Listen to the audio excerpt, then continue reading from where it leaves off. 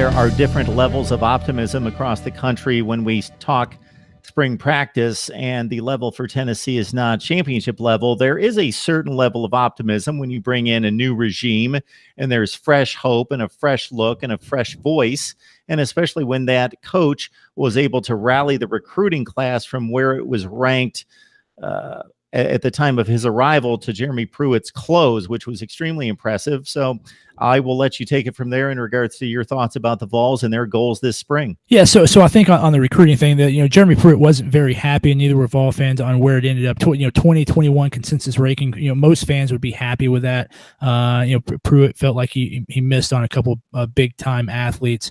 So it was really kind of a push, if you will, for the recruiting class, the way it ended up. As far as the spring ball goes, I think there's going to be four things fans are really looking at when spring practice starts on March 20th. March 19th is going to close out the last year with our four NFL draft eligible players doing their pro day. And then the next day, Tuesday, March the 20th, spring practice starts. That'll be 3 days a week for 5 weeks, culminating in the orange and white game on April the 20th.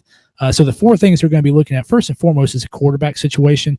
Of course, Quentin Dormady, our pocket passer, pro-style passer, transferred out of the program. That leaves Jarrett Guarantano. Guarantano is the presumed heir apparent at quarterback. Of course, he started the second half of the season, dealt with some injuries, never really fully realized his potential there, either on the ground or through the air. A lot of that is blamed on the coaches.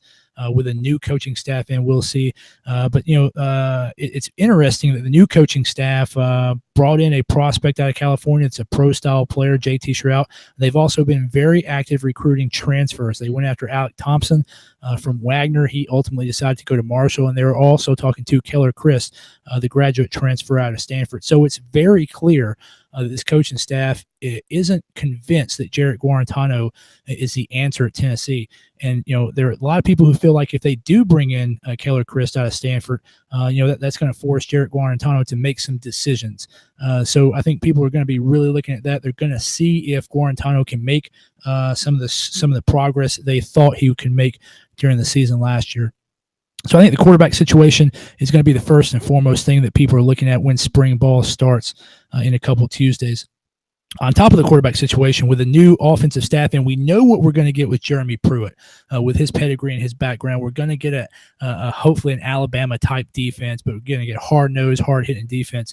But what Tennessee fans don't know is what kind of offense they're going to run. Totally new offensive staff. They haven't really talked a lot about the philosophy. Again, going back to the quarterback situation, they look like they're going after some pro-style quarterbacks, but Jarrett Guarantano is still there.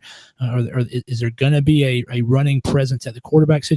Is it going to be an RPO type offense, or is it going to be more of a strictly pro style offense? Of course, Tyson Helton coming from USC, so you would expect some sort of that USC passing style offense there at Tennessee. So that's going to be the first thing fans are looking for in spring ball: offensive indicators and who's going to take the lead at quarterback. What's the quarterback position going to look like going into the 2018 season?